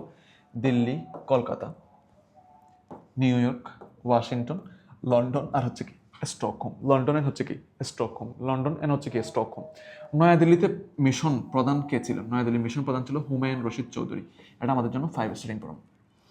কলকাতা মিশনের প্রধান কে ছিল? এম হুসেন আলী। কলকাতা মিশনের প্রধান কে ছিল? এম হুসেন আলী। প্রথম বাংলাদেশি কূটনৈতিকের নাম হচ্ছে দেশের প্রতি আনুগত্য। তাহলে বাংলাদেশের প্রথম কূটনৈতিক হচ্ছে কি দেশের প্রতি আনুগত্য থাকা লাগবে। ঠিক আছে, ওকে ফাইন। তাহলে এইটুকু হচ্ছে মুজিবনগর সরকারের সম্পর্কে আমরা জানলাম। নেক্সট আসো। অ্যান্ড সেকেন্ডলি হচ্ছে বিদেশি মিশনে বাংলাদেশের পতাকা উত্তোলন। বহির্বিশ্বের বিশেষ দূত বিচারপতি আবু সাইদ চৌধুরী। তাহলে বহির্বিশ্বের বিশেষ দূত ছিল বিচারপতি আবু সাইদ চৌধুরী। বিচারপতি আবু সাইদ চৌধুরী। Okay next. এবার আমরা একটা নেক্সট টপিকে চলে আসছি। এই নেক্সট টপিকের নাম হচ্ছে মুক্তিযুদ্ধে সামরিক শাসন। কি বললাম? মুক্তিযুদ্ধে সামরিক শাসন। মুক্তিযুদ্ধে সামরিক শাসন। ওকে, মুক্তিযুদ্ধে সামরিক শাসন। সর্বাধিনায়ক ছিল কে? বঙ্গবন্ধু শেখ মুজিবুর রহমান। তাহলে মুক্তিযুদ্ধের সামরিক শাসনের সর্বাধিনায়ক কে ছিল? বঙ্গবন্ধু শেখ মুজিবুর রহমান। প্রধান সেনাপতি কে ছিলেন? এএমজি উসমানী। এমএজি উসমানী। প্রধান সেনাপতি কে ছিলেন? এমএজি উসমানী।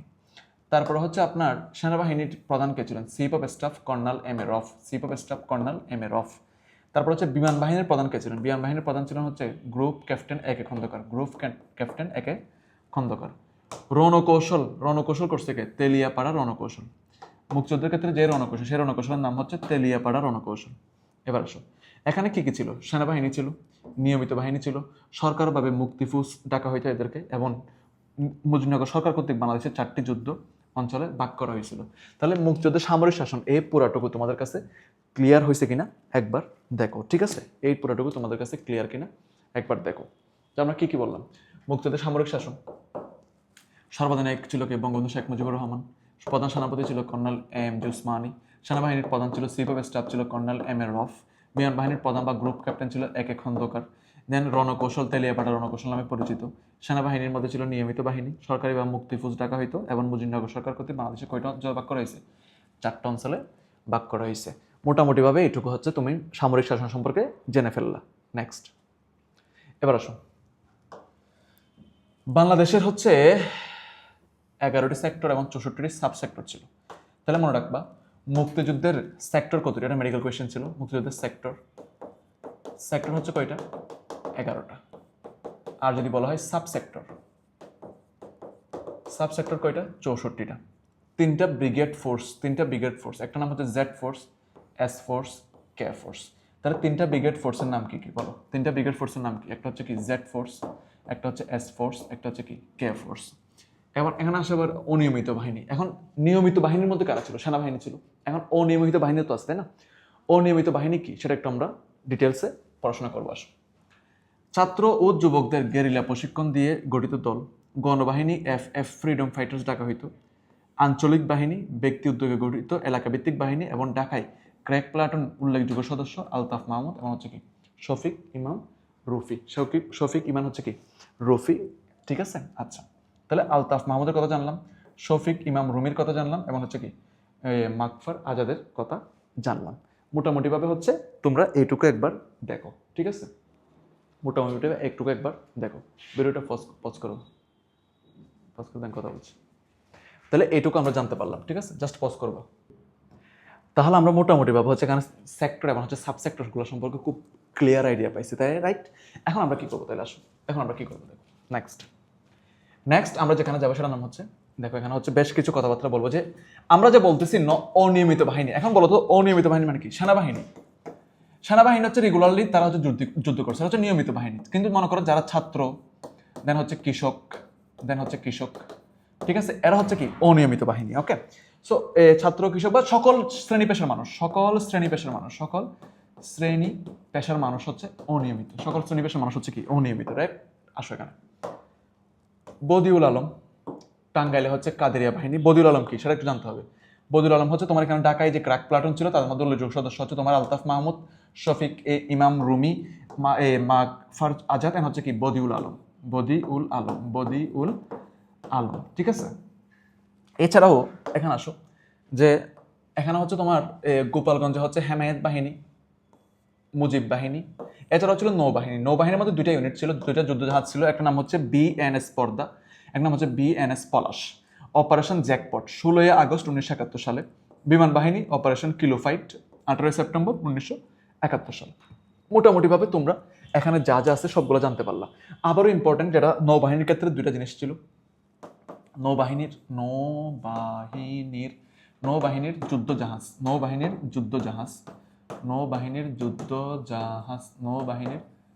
যুদ্ধজাহাজ হচ্ছে দুইটা, একটা হচ্ছে বিএনএস পদ্মা, একটা হচ্ছে পিএনএস পলাশ, ঠিক আছে। একটা হচ্ছে বিএনএস পদ্মা, একটা হচ্ছে কি বিএনএস পলাশ, ঠিক আছে। বিএনএস পদ্মা আর হচ্ছে কি বিএনএস পলাশ নামে হচ্ছে দুইটা কি ছিল, যুদ্ধজাহাজ ছিল। মোটামুটিভাবে তুমি এটুকু ক্লিয়ার হতে পারছো।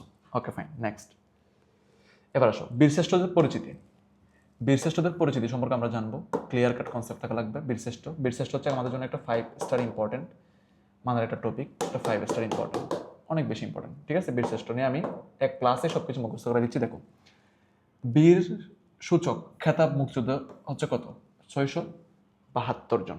আগে ছিল কত? 676। এখন 4 জনকে বাদ দেওয়া হয়েছে। তার মধ্যে বীরশ্রেষ্ঠ কয়জন? 7 জন।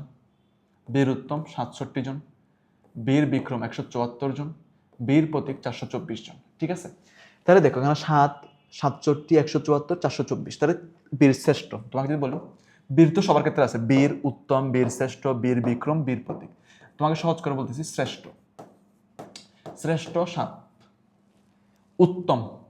উত্তম দেখো এই যে এরকম 6-এর মতো একটা সংখ্যা না, উত্তম, তাহলে উত্তম দিয়ে মনে রাখতে হবে 67।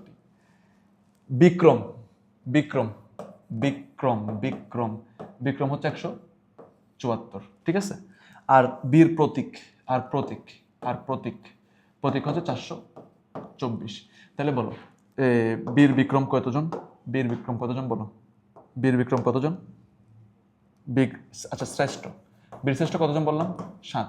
তারপর বললাম হচ্ছে উত্তম কতজন বললাম? বাচ্চারা বলো তো উত্তম কতজন বললাম? উত্তম বললাম হচ্ছে 67 জন, ঠিক আছে। তারপর বললাম হচ্ছে বিক্রম কতজন বললাম? বিক্রম বললাম হচ্ছে 174। আর হচ্ছে প্রতীক কতজন বললাম বাচ্চা? 424, ঠিক আছে। এগুলো মুখস্থ রাখতে হবে। নেক্সট আসো, আগে কতজন ছিল? 68, 175, 426। মনে রাখতে পারলে রাখো, আদারওয়াইজ এটা হচ্ছে আপডেটেড তথ্য, এটাই তোমাকে মনে রাখতে হবে, ঠিক আছে। 15 ডিসেম্বর 1973 সালে গ্যাজেট অনুযায়ী 676 জন ছিল, ঠিক আছে। বর্তমানে 4 জনকে বাদ দিয়ে 672 জন করে ফেলছে। কাদেরকে বাদ দিছে সেটা এখানে আছে। 6 জুন 2021 সালে বঙ্গবন্ধু খুনিদের খেতাব বাতিল পরবর্তী সেটা করা হয় কত? 672 জন। তাহলে এটা তোমার মাথায় আল্লাহর রহমতে সেট হয়ে গেছে। ওকে, next.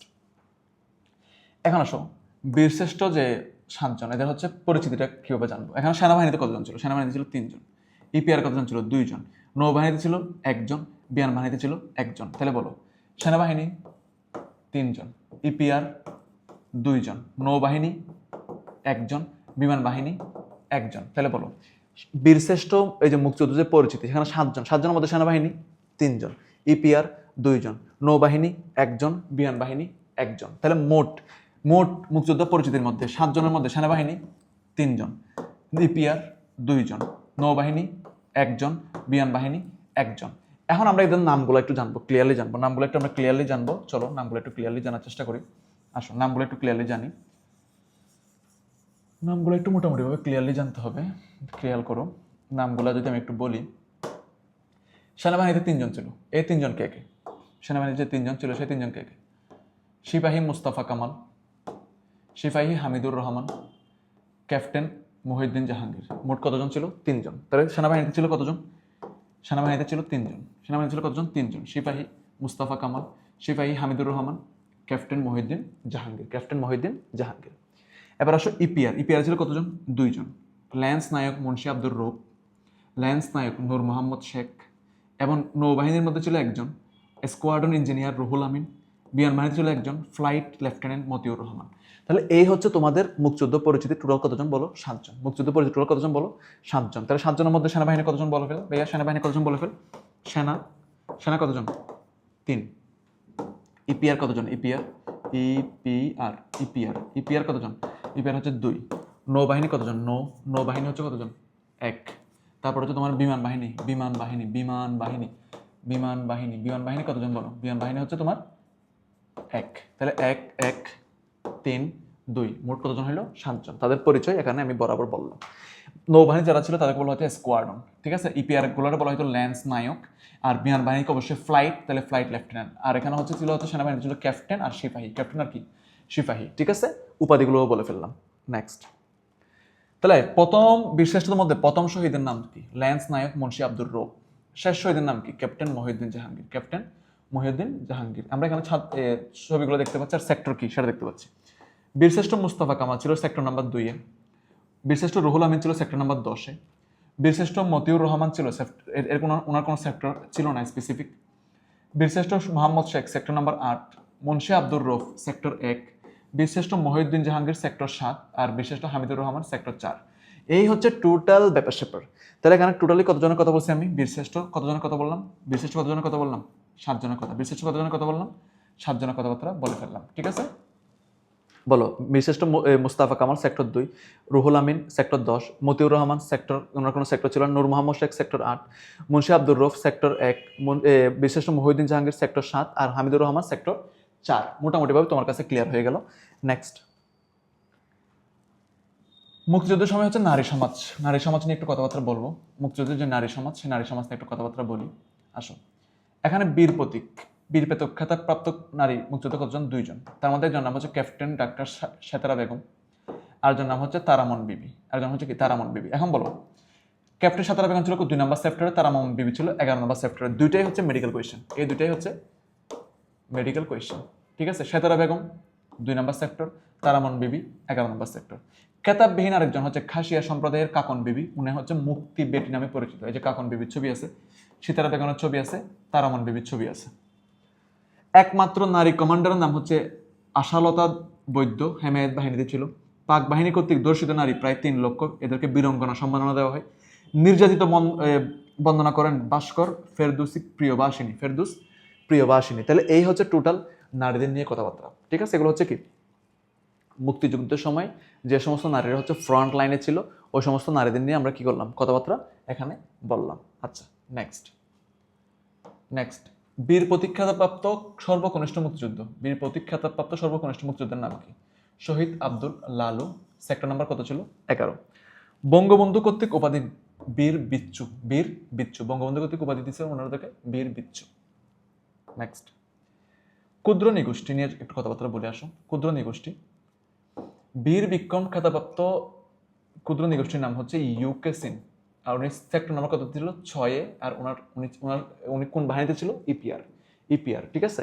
East Pakistan regiment EPR হচ্ছে উনি ছিল। তাহলে ক্ষুদ্র নিগোষ্ঠী বীর বিক্রম খেতাবপ্রাপ্ত UK Ching Marma sector number 6 EPR সদস্য ছিল। নেক্সট, গণমাধ্যমের ভূমিকা নিয়ে একটু কথাবার্তা বলবো। গণমাধ্যমের ভূমিকা, স্বাধীন বাংলা বেতার কেন্দ্র, অবস্থান কালুরঘাট, চট্টগ্রাম। প্রচারিত জনপ্রিয় অনুষ্ঠানের নাম হচ্ছে চরমপত্র, বজ্রকণ্ড, শেখ মুজিবুর রহমান, জল্লাদের দরবার। এগুলো হচ্ছে কি প্রচারিত জনপ্রিয় অনুষ্ঠান, ঠিক আছে। আচ্ছা, ঠিক আছে, এটুকু জানতে পারলাম। এবার চলে আসো, বিবিসিতে সংবাদ প্রচার করেন কে? Mark trolley. আর কলকাতার আকাশবাণী থেকে প্রচারিত সংবাদপত্রের নাম হচ্ছে পরিক্রমা, পাঠ করেন কে? দেবদুলাল বন্দ্যোপাধ্যায়। তাহলে এই হচ্ছে গণমাধ্যমের ভূমিকা, ঠিক আছে। এখানে একটা চরমপত্রের ছবি দিছি। এই চরমপত্রটা কার দেখি বলতো? এম আক্তার মুকুল। নাম কি? এম আক্তার মুকুল। নেক্সট, বিদেশিদের অবদান। বীর প্রতীক খেতাবপ্রাপ্ত একমাত্র বিদেশি WS ওয়াটারল্যান্ড অস্ট্রেলিয়ার ছিল। স্বেচ্ছাসেবী ফাদার মরিও বেরেনজি, ইতালিয়ান ক্যাথলিক, মৃত্যু হয়েছিল 4 এপ্রিল 1971 সালে। জুলিয়ান ফ্রান্সিস ছিল যুক্তরাজ্যের। অক্সফাম কর্তৃক ত্রাণ কার্যক্রমের সমন্বয়ক ছিল অ্যালেন গিন্সবার্গ, কবি ও গীতিকার। কবিতার নাম হচ্ছে September on Jessore road. Archer ক্যান্ড ব্লাড মার্কিন কনসাল জেনারেল গ্রন্থ দ্য ক্রুয়েল বার্থ অফ বাংলাদেশের লেখক। ঠিক আছে, দ্য ক্রুয়েল বার্থ অফ বাংলাদেশের লেখককে আর্সেল কে ব্লাড। তাহলে তুমি মনে রাখবে কি blood, blood cruel, cruel cruel হলে তো ব্লাড হয় তাই না? সো বার্থ, এই কথাগুলো মনে রাখবে ভাইয়া, বার্থ ব্লাড ক্রুয়েল, এই কথাগুলো মনে রাখবে। ঠিক আছে, তাহলে দিছে কে আর্সেল কে ব্লাড, কে দিছে the cruel birth of Bangladesh শুনেছিল মার্কিন কনসাল জেনারেল। আর সেপ্টেম্বর অন যশোর রুট দিছেন কে এলেন গিন্সবার্গ। জুলিয়ান ফ্রান্সিস যুক্তরাজ্যের ছিল। অক্সফাম কর্তৃক ত্রাণ সমন্বয়ক ছিল হচ্ছে জুলিয়ান ফ্রান্সিস। এবার আসুন নেক্সট আলোচনা, কনসার্ট ফর বাংলাদেশ। আচ্ছা, এই কনসার্ট ফর বাংলাদেশ এটা কেন? Concert for Bangladesh, concert for Bangladesh, concert for Bangladesh এটা কেন? কনসার্ট ফর বাংলাদেশ কেন? মূল কথা একটা, কনসার্ট ফর বাংলাদেশের মূল কথা হচ্ছে একটা, সেটা হচ্ছে কি অর্থ সংগ্রহ করা। কি সংগ্রহ করা?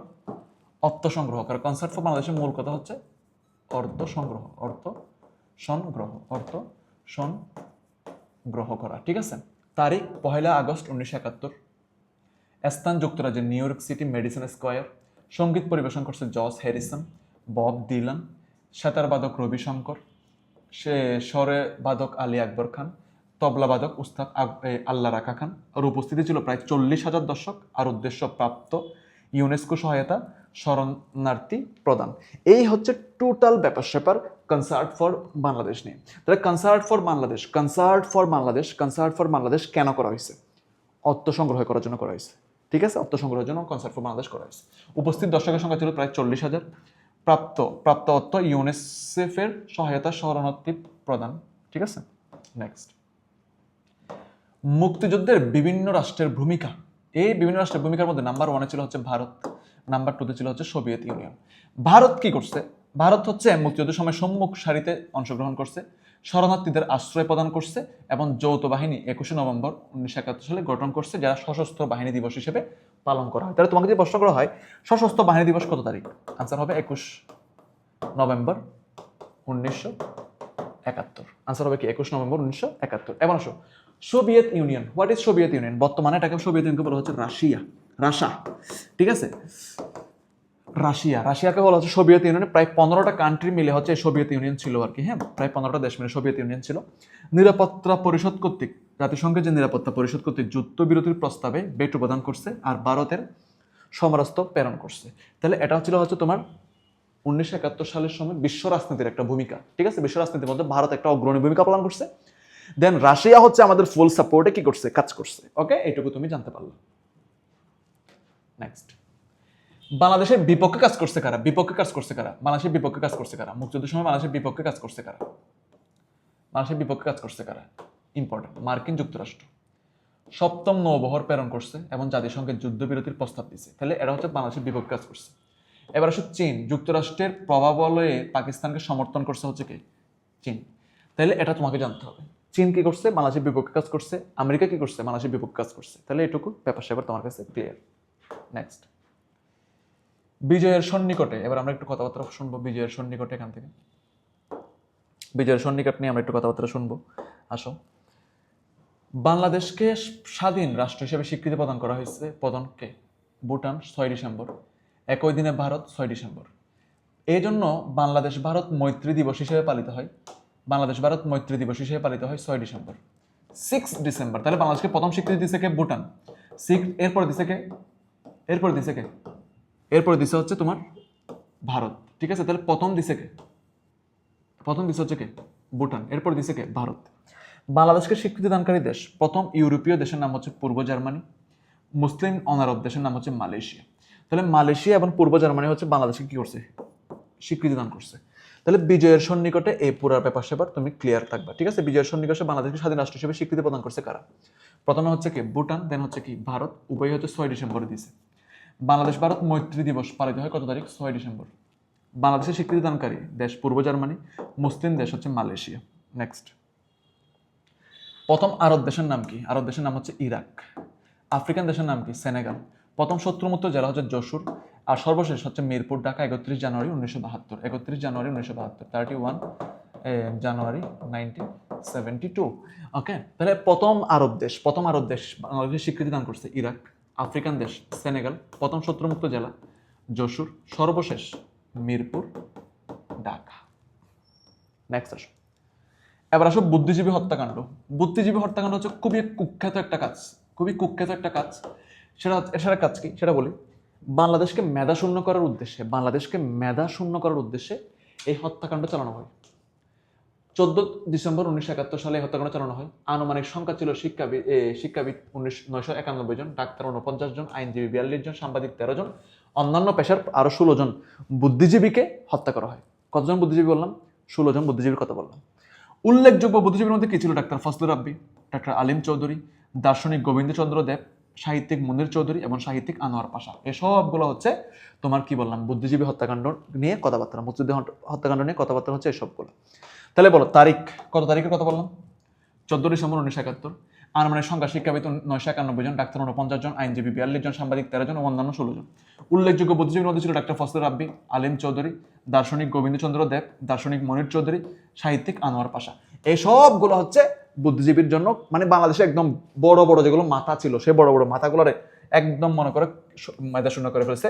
স্পেশালি হচ্ছে ডাক্তার ফজলুর রাব্বি, এই কথা অবশ্যই মনে রাখবো। ওনার নামে হচ্ছে ঢাকা মেডিকেলে একটা হল আছে, ডাক্তার ফজলুর রাব্বি হল, ছেলেদের হল, একটা ফজলুর রাব্বি হল, এটা জানবা। এছাড়াও আলিম চৌধুরী দার্শনিক, সাহিত্যিক অনেককে হত্যা করছে। এছাড়াও সুরকার আলতাফ মাহমুদ, রাজনীতিবিদ ধীরেন্দ্রনাথ, অনেক ইম্পর্টেন্ট ভূমিকা আছে ভাষা আন্দোলনের সময় ধীরেন্দ্রনাথের, ঠিক আছে।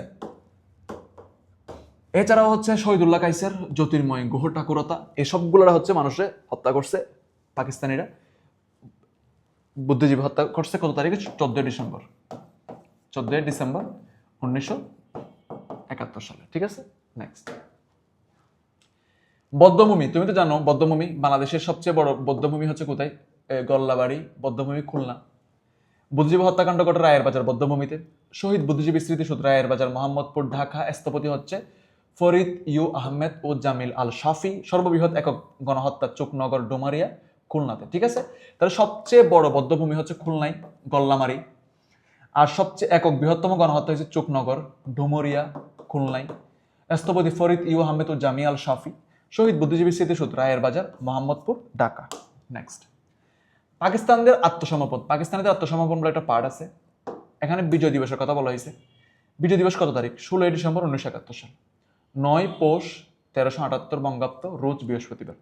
সময় বিকেল 3টা 25 মিনিট। স্থান রেসকোর্স ময়দান।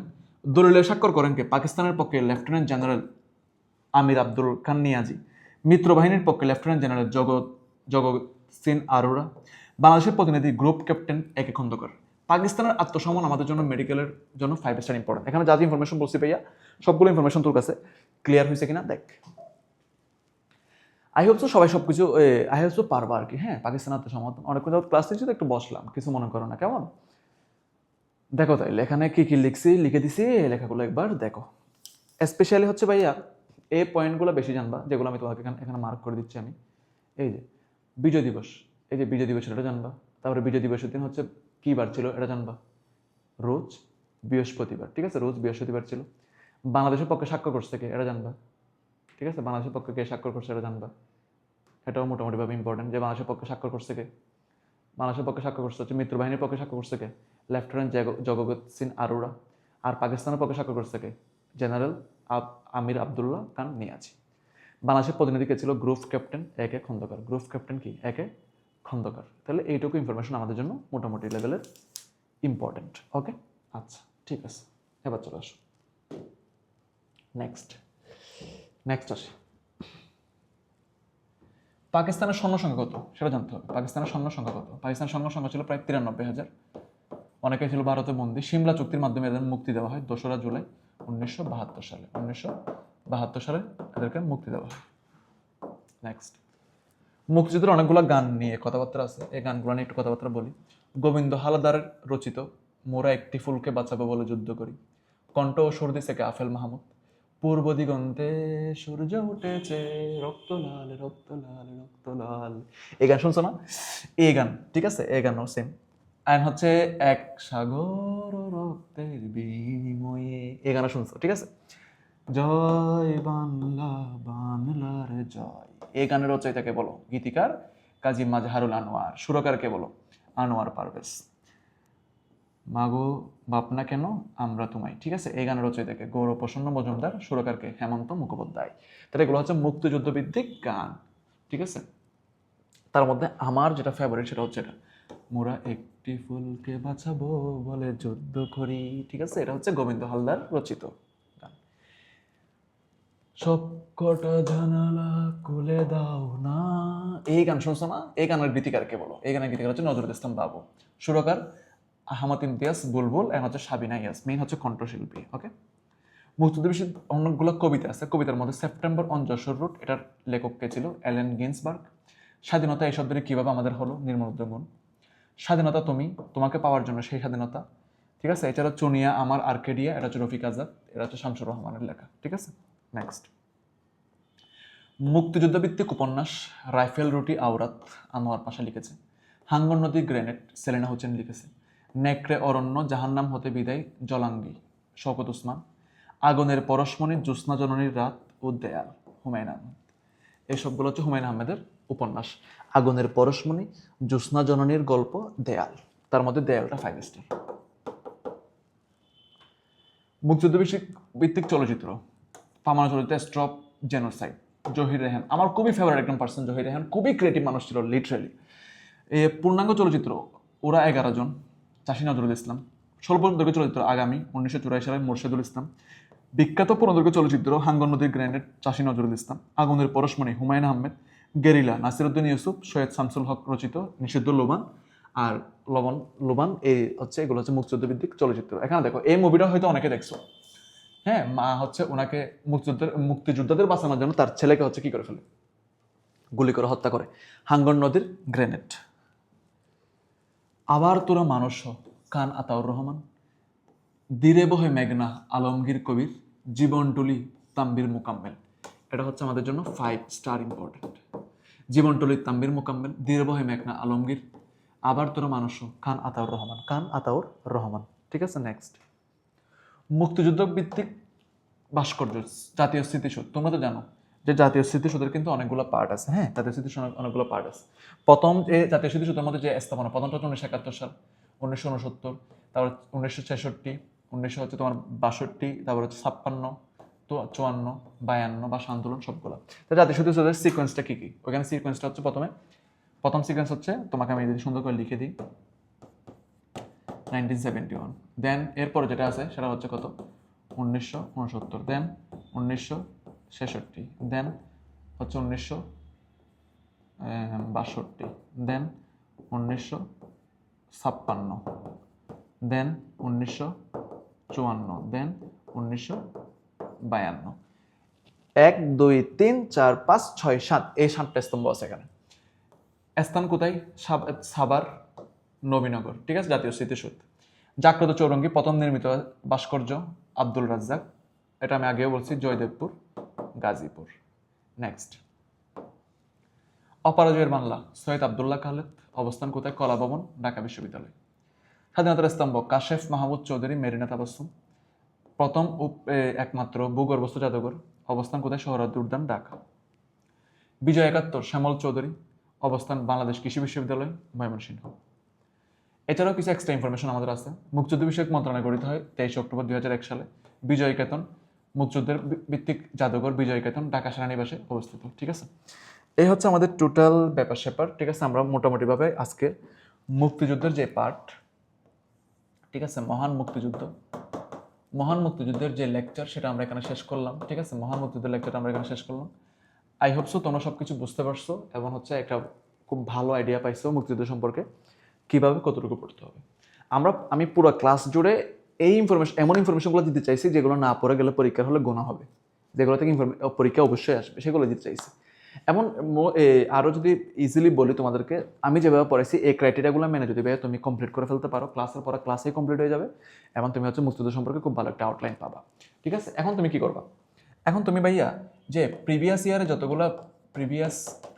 যতগুলো হচ্ছে বিসিএস কোয়েশ্চেন আছে তোমাদের বইয়ে, ঠিক আছে, সবগুলো বিসিএস কোয়েশ্চেন সলভ করে ফেলো, সবগুলো বিসিএস এর এমসিকিউ সলভ করে ফেলো। দেন হচ্ছে ঢাকা ইউনিভার্সিটির সবগুলো এমসিকিউ সলভ করো। দেন হচ্ছে মেডিকেল অ্যাডমিশন টেস্টে প্রিভিয়াস ইয়ারে যে সমস্ত এমসিকিউ আসছে সেগুলো সলভ করো। দে আর অল এনাফ, এর বাইরে আর কিচ্ছু পড়া লাগবে না, ট্রাস্ট মি অর নট। এগুলো করে ফেলো, ইনশাল্লাহ তুমি একটা ভালো প্রিপারেশন হয়ে যাবে মুক্তিযুদ্ধের উপর। তারপরেও যদি কোনো সমস্যা থাকে আমাদেরকে ইনবক্সে জানাবা, আমি দেন আবার রিপিট করবো ওই টপিকটা, তোমরা যে টপিক সম্পর্কে জানতে চাচ্ছ। ঠিক আছে, তাহলে আজকে সাধারণ জ্ঞান ক্লাস এইটুকুই থাকবে। পুরো ক্লাস জুড়ে ছিলাম আমি তোমাদের মেহেদি সাইদ ভাইয়া। ঠিক আছে, সুতরাং হচ্ছে ক্লাস নিয়ে কোনো অবজেকশন থাকলে আমাকে ইনবক্সে জানাতে পারো, আমাদের কমেন্ট সেকশনে জানাতে পারো, আমি নিজে রিপ্লাই করবো ইনশাল্লাহ। Thank you so much, thank you everyone.